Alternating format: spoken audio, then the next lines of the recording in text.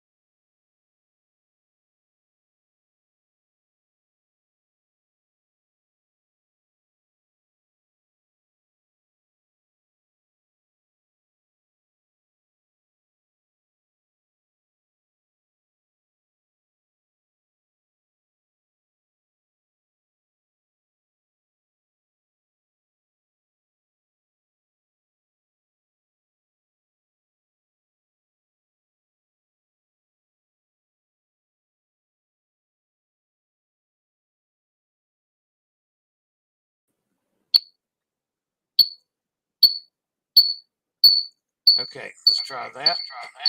Now I got background noise.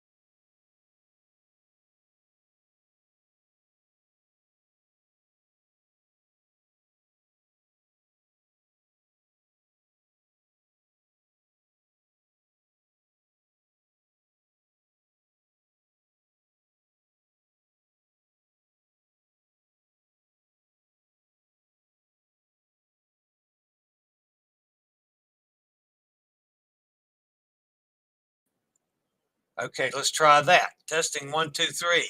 Do we have sound now? I hope. It looks like I do have sound now. Still no sound. Wow.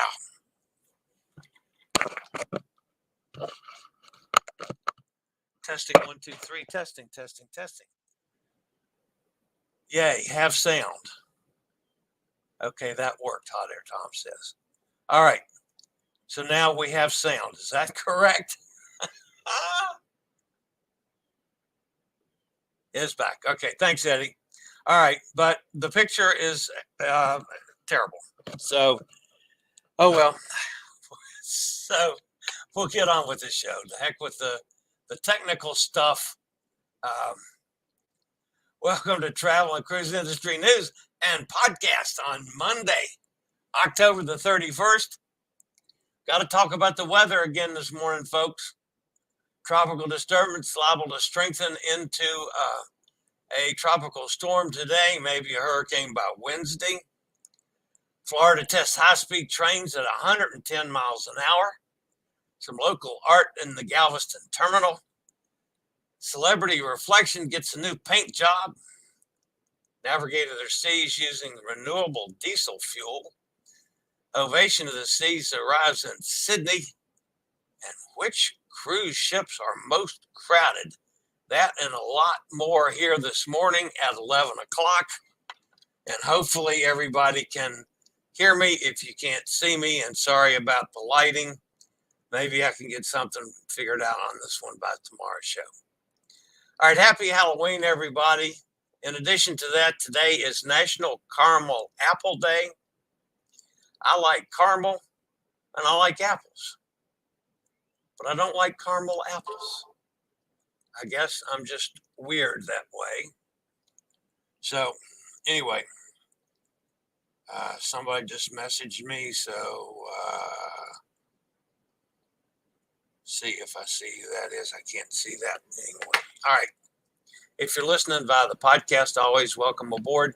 You can access the podcast via my blog, which is accessadventure.net, or wherever get your podcasts from. All the big guys, the main hitters, to search for travel and cruise industry news, and up pops the Fat Travel Guy. And anytime you are watching the podcast or listening to the podcast, you can always jump over to the video feed if you'd like. There's a link in the description.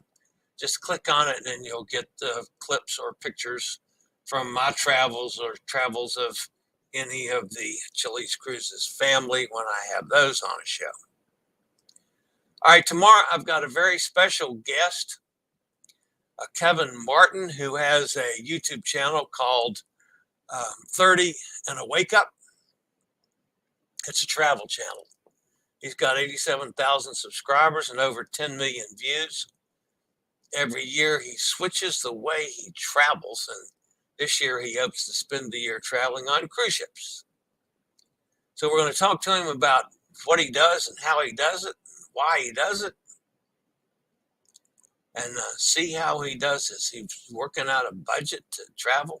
The first video when I checked him out was coming from a lovely house in Thailand overlooking a beautiful beach that he rented for $600 a month. So he knows how to come up with the bargains. And this afternoon at 1 o'clock, I'm meeting the lovely Bonnie for lunch at Palm Beach Gardens at the Waterway Cafe. Of course, Bonnie's been a longtime supporter of this channel and also knows Hot Air Tom and Cindy. If anyone's in the area, come join us. If you'd like, I'll be there about 1 o'clock to meet Bonnie. All right, guys, that's it for the non-news stuff. So I'll be back with today's news after a quick word from one of our network sponsors.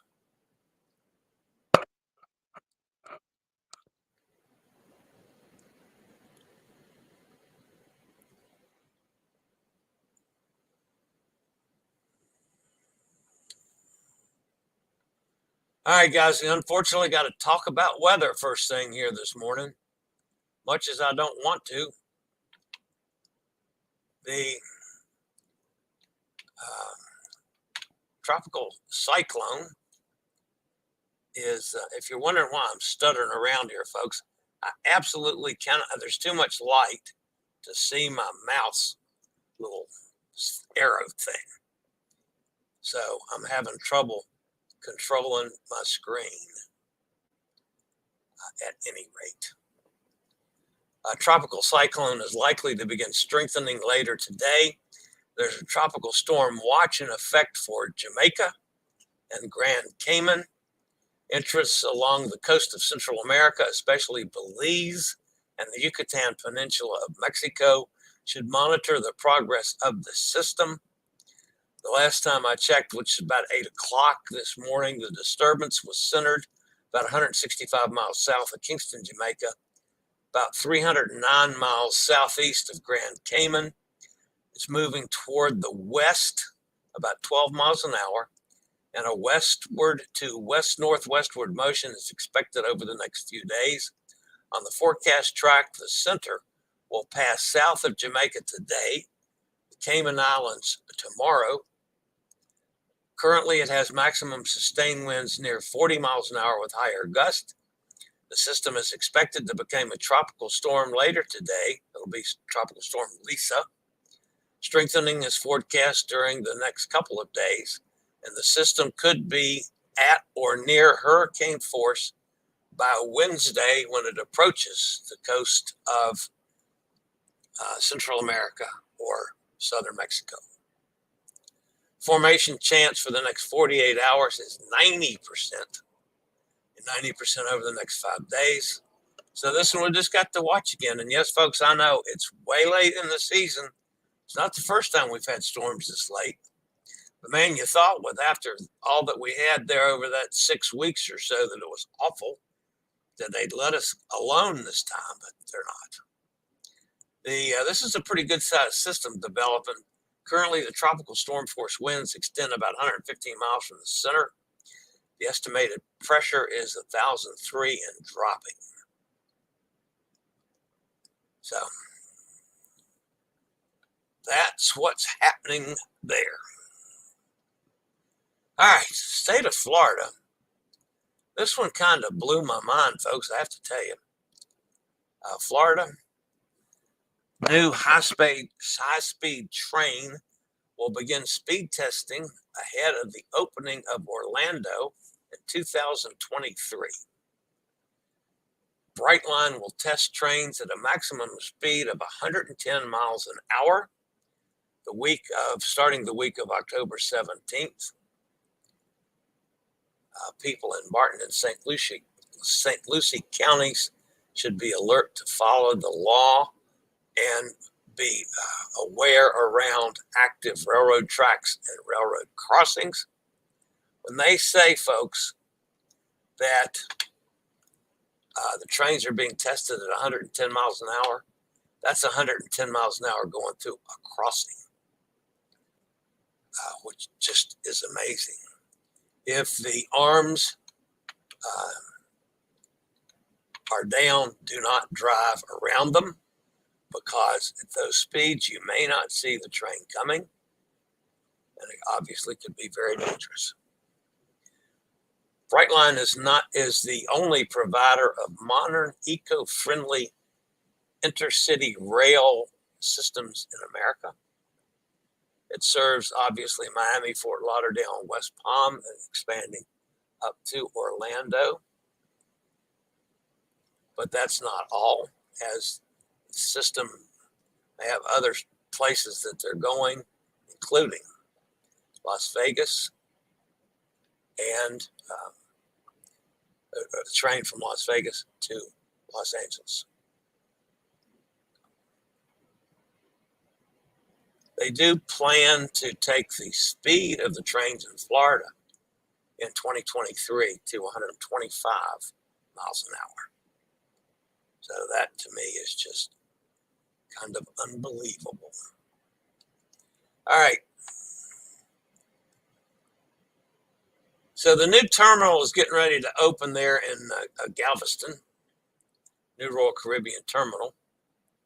It's going to feature exciting new, larger-than-life Galveston Beach Trio sculpture designed by Brad Oldham and Christy Coltrane of Texas-based Brad Oldham Sculptures.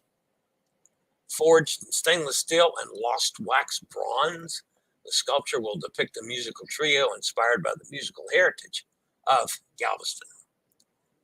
As the cruise line's new zero-energy $125 million terminal facility opens this November, Royal Caribbean will make a tribute to its local community with the unveiling of the new art celebrating its local art and culture. Brad Oldham Sculpture's artistic work will be available to the public as the new $125 million terminal opens on November the 9th, additionally marking the arrival of Allure of the Seas to Galveston. Of course, Allure will be offering 7-night cruises.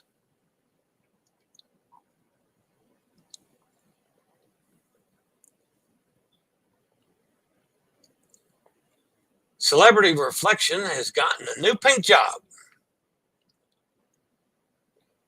The Celebrity Reflection became the latest ship to showcase Celebrity Cruises' new look following a dry dock in France. After spending over 10 days at the Chantier Naval de Marseille, the 2012 vessel is now sporting a blue-colored hull that was first introduced by Celebrity Edge in 2018. The look is now present on 10 of the 12 Celebrity Cruises, or Celebrity large cruise ships. The look is now present on, I'd like to say, 10 ships.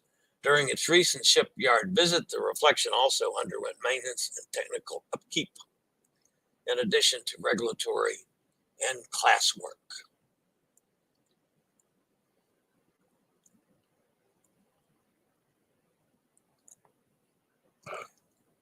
Speaking of Royal Caribbean, Royal Caribbean's drive towards a more sustainable future took another step this weekend, as the company became the first to use renewable diesel fuel. Navigator of the Seas took on the innovative new bunker fuel at the Port of Los Angeles. Navigator is one of my favorite ships. The search for new and innovative fuels has seen several options come up in recent weeks, from fuel cells and LNG-powered cruise ships to biofuel and now renewable diesel fuel. As part of Destination Net Zero, Royal Caribbean's comprehensive decarbonization strategy, Navigator of the Sea became the first ship to take on the new renewable diesel fuel. While fuel cell technology and LNG power are fast developing into viable alternatives for new ships, an option for vessels burning marine gas oil was badly needed. Renewable diesel could be that alternative, produced by hydro-processing of fats, vegetable oils, and waste cooking oils. The fuel offers significantly fewer emissions than traditional maritime fuels, while being chemically identical to standard diesel. The added benefit of renewable diesel is that it can be used as a drop-in fuel. In other words, there's no need to make any changes to the engines to be able to use it. Royal Caribbean entered into a partnership with World Fuel Services, which will supply the fuel when Navigator sets sail on its cruises to Mexico from Los Angeles. During this time, Royal Caribbean International will evaluate the fuel and see if it is a viable option for extensive use across the fleet. Now, don't get me wrong, folks. This isn't something that's going to take the place of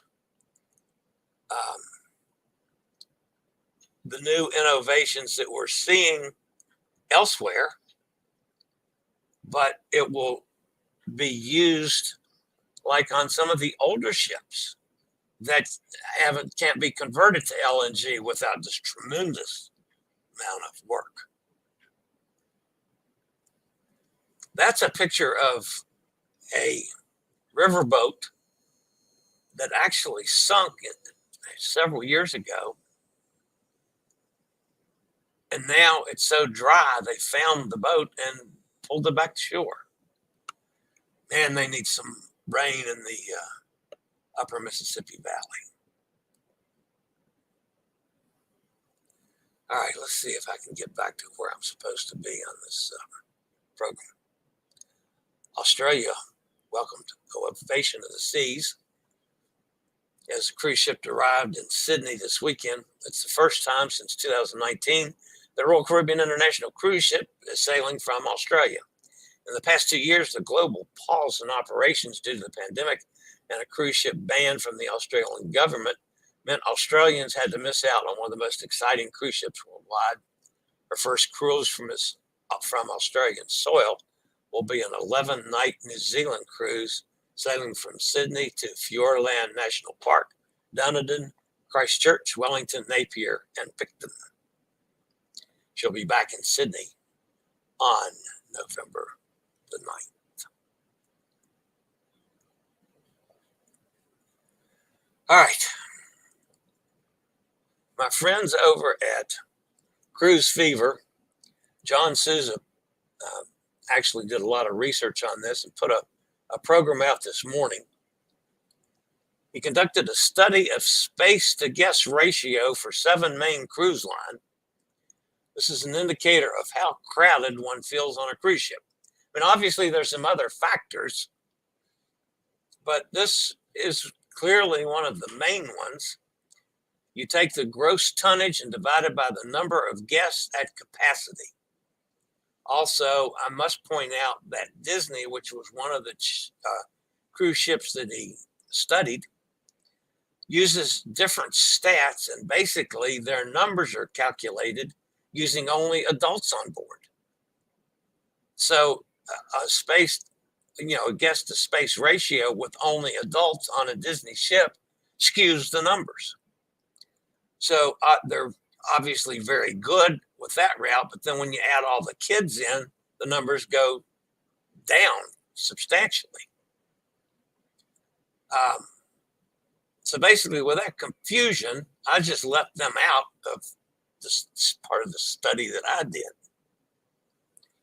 In all, John studied 117 ships. The best three, Norwegian Prima, Coral Princess, and Mariner of the Seas. Also with extremely high marks were Celebrity Apex, Voyage of the Seas, Explorer of the Seas, Adventure of the Seas, and the Celebrity Edge. Out of the 117 ships, 6 of the bottom 10 were Carnival ships. However, the worst 3 were MSC ships. MSC Sinfonia, MSC Harmonia, and MSC Opera unfortunately brought up the bottom. Carnival Horizon, Carnival Panorama, and Carnival Vista all tied for 4th worst. But that just gives you some indication of what the space ratio means to cruising, and which ships you feel more crowded and which ships you may not feel as crowded. All right, that's going to wrap up the news portion of the day. Let's see what I can do to get in the chat room, see if I can see that. Boy, I'm really struggling with the light, folks. Sorry, so I apologize for that as well. So let's see who's with us today. And I realized that I started off with terrible sound. All right, so let's see. We're getting back up here to the top. Hi there, Tom was with us. Robert Lamb is with us. Yo, Brooklyn is in the house. Eddie is with us. Sonny's here down in Mississippi. Cindy still, I can't quite read that. Hot here, Tom. Cindy is stiff and still in pain, but sleeping downstairs to avoid the stairs. Thanks for thinking of her. Yeah, we've all been thinking of her, Tom.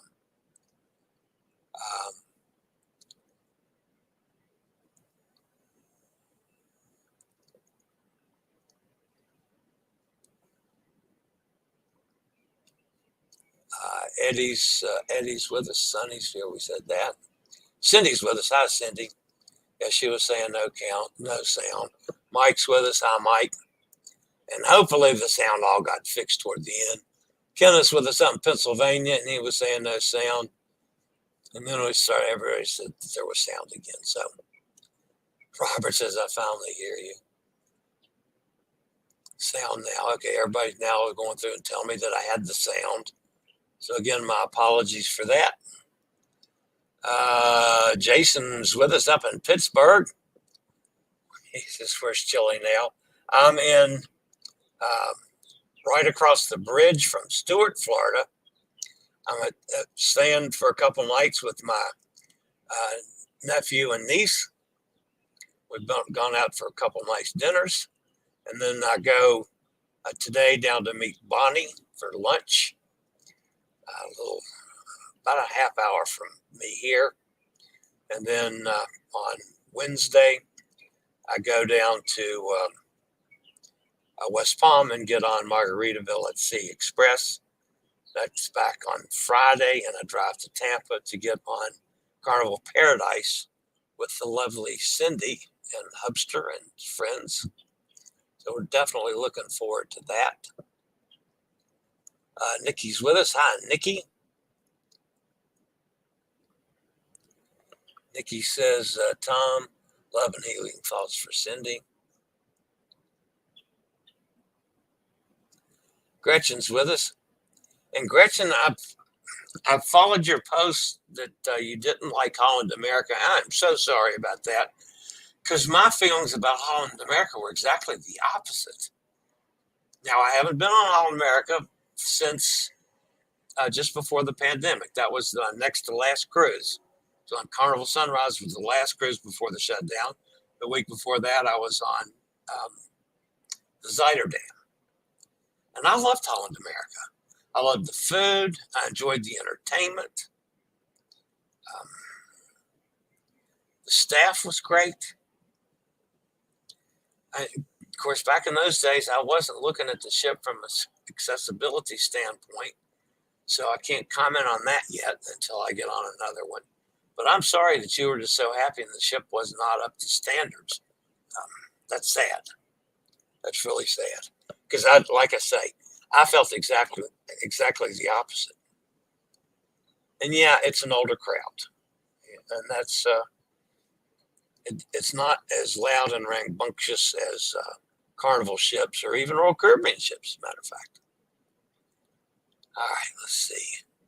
Rich says, what would you say are your favorite Royal Caribbean ships and why? Boy, that's a tough one.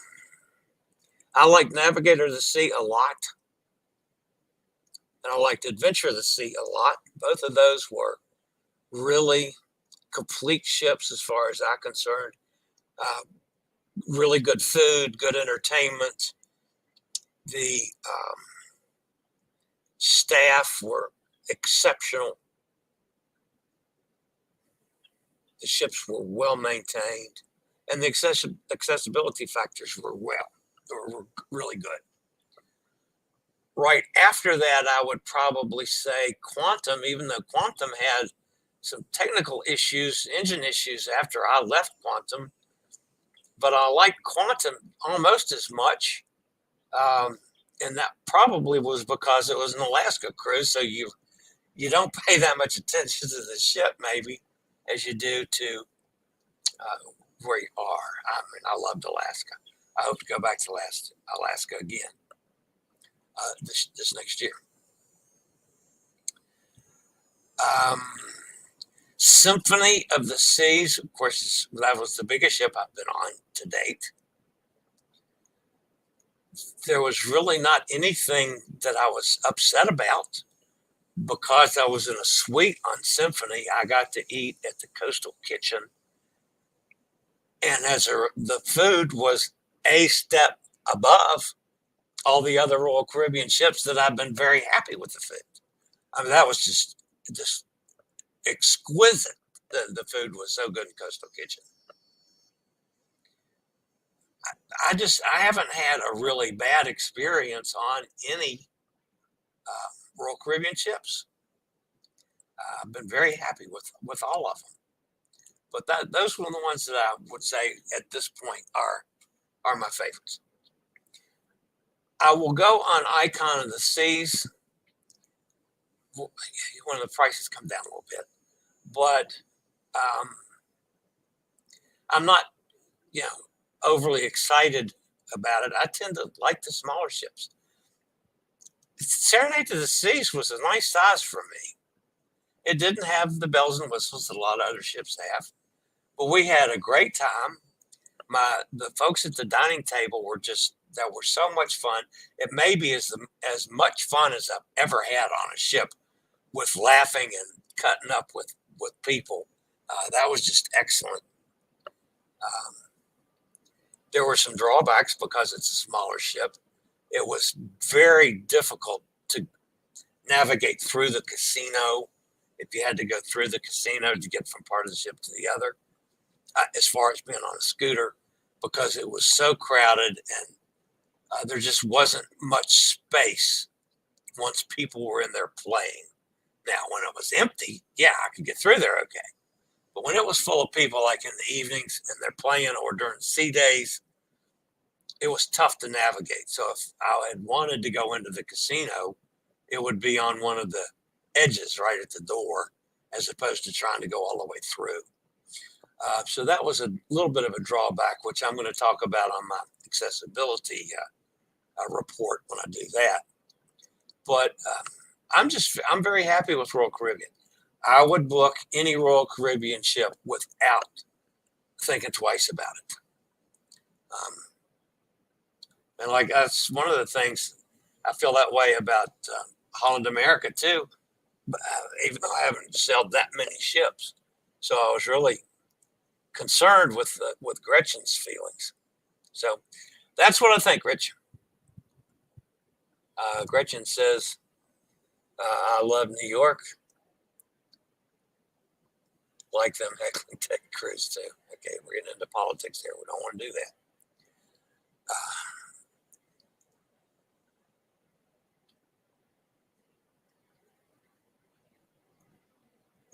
People are agreeing with Gretchen, however. Okay, I stay out of that one, folks. There's two things that I try not to talk about on the show, and that's politics and religion, because no matter what, you're going to offend half your audience. So I don't care if you're conservative or liberal. I don't care if you're Republican or Democrat. I love you all the same. And your political leanings don't make a bit of difference to me. I keep my opinions pretty much to myself, although when I go on rants on politicians, and I try not to side one way or the other, it's because I don't believe any of them. If their lips are moving, I think they're all lying. And so I don't care for either side. I will talk about politics when it evolves or involves the cruise industry directly, like when President Trump cut us out of Cuba. I was totally opposed to that. On the same token, when the first part of the pandemic, when President Trump had the committee that Vice President Pence was in charge of, and they had Dr. Blick and Dr. Fauci and the guy from the CDC, they were all on that committee together. I thought that was terrific, and I thought that was the way to go. I was totally in favor of what President Trump did on the pushing the development on the vaccination. And then it became a political thing, and everything went to hell as far as I was concerned. So then I was definitely opposed to that. So, yeah, I'll show my feelings for or against people when it directly affects the cruise industry. But other than that, I try to avoid it. And the same token with, religion. Yeah, I could care less if you're, Catholic, Muslim, Jewish, Islamic, Seventh-day Adventist. Doesn't matter to me. That's just the way I try to keep safe on this channel. Let's see what Jason has to say there. When are you going to Europe? I don't know, Jason. I just got my numbers for the month. I didn't even make the $100 this month to get a check from YouTube. So, and I'm growing like crazy. My subscriber count's up tremendously. I'm getting views like nuts, and my income's down. So, one of these days, if any of these sponsor deals works out, that would be terrific. It does look like I'm going to have a partial sponsor for 3 cruises, which will be nice. And that's not paying for the cruise, but it is going to cover my scooter and my oxygen. So that's definitely in the works. But if I could cover up with a sponsor deal that would, actually pay for some cruises, that would be terrific. And I've said this before, folks. This all comes out of my pocket. I don't get any. I'm not like the guys that have 100,000 subscribers and they get, thousands of dollars a month from YouTube. They can afford to go on cruises. This comes out of my pocket, guys. That's just the way it is. Elizabeth's with us. She says, arrived late. Hello. Hi, Elizabeth. Sure did enjoy being with you, and I will be with you again next week. And we will do it again, same place. Ponchos is fine with Cindy, so we'll meet you there. I'll let you know on the time because I'm not sure what kind of schedule I'll be on. Cindy says, looking forward to our cruise on Saturday last week at work before the vacation. Awesome, Cindy. Glad to hear that. Gretchen says the sushi was good. Well, see, there's something good about it at least. I feel so bad that you were unhappy. I get upset with anybody that's unhappy on a cruise because I never am, it seems. And yeah, I know there are bad cruises out there, folks, and there's bad cruise lines out there. It's just that I've been very happy on every ship I've been on. And what small problems have existed are things that I could work on and try to make better. So I take it to heart when any of you guys complain about a ship, because that just really bothers me. So, Jason wants to know what's wrong with Holland America as well.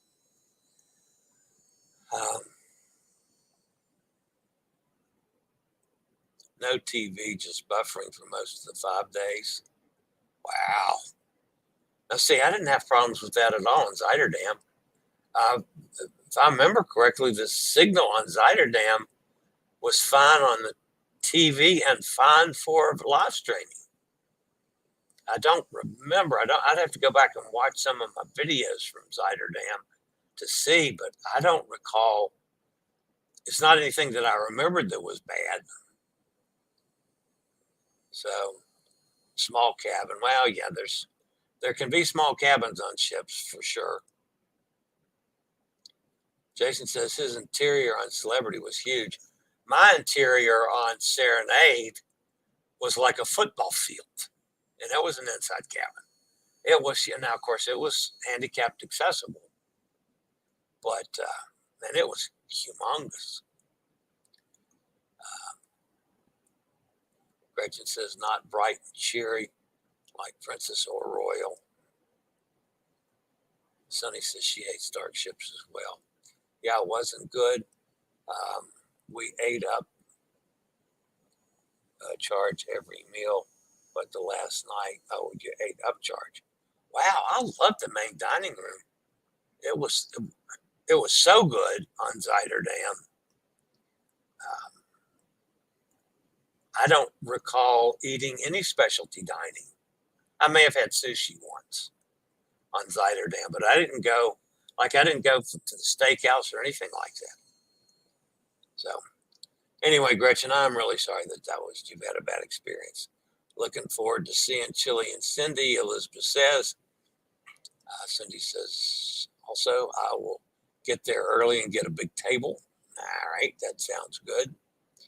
One thing that's nice, I won't have to go as far as I did last time. We're literally right at the end of the pier is Poncho's. We don't have to do the 4 or 5 blocks, 7, 8/10 of a mile, however long it was. Hey, Chillie, it sounds like your next road trip won't be for a little while. Why don't we tentatively plan on a trip together? And that would be cool. That's definitely where I'll be going next. Awesome. We shall talk about that one. That sounds good. I was supposed to go I was going to do a group cruise with Cruises for Solos in, what was that, in April? I think it was. And they changed ships. And I wasn't entirely sure that I wanted to be on the second ship. So I canceled out of it. Then the other issue is with my flying, because I would have been terribly uncomfortable flying. So I got to get back over that and start flying again, which, that's coming up.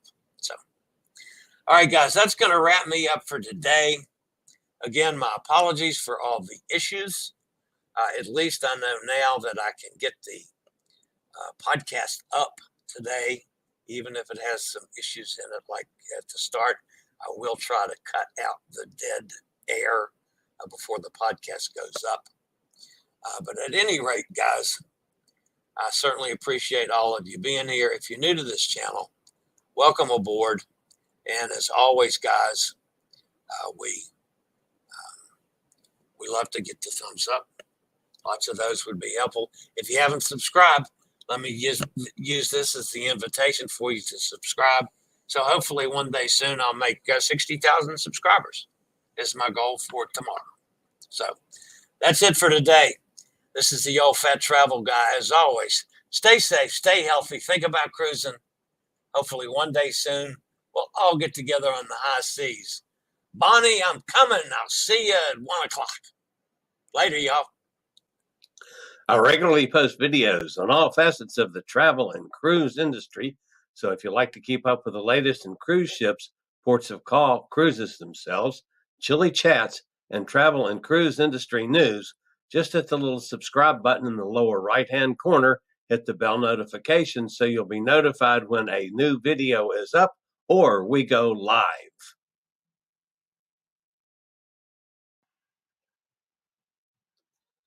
This video was produced by Chillie's Cruises.